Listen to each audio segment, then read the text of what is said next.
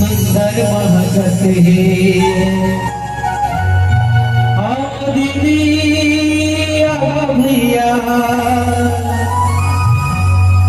राम से लगन लगाना होगा कमर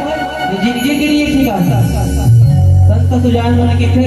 जब अंतिम दिन लेते ना तो विसर्जन के बाद प्रसादी लेके ही जाना है ना नियम के अनुसार साथ रंग बोल सियावर रामचंद्र की जिंदगी के नहीं है ना ठिकाना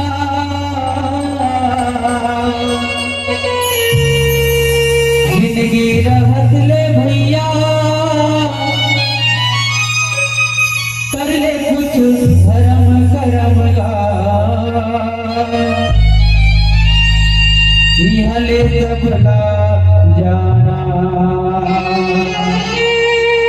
हाँ दीदी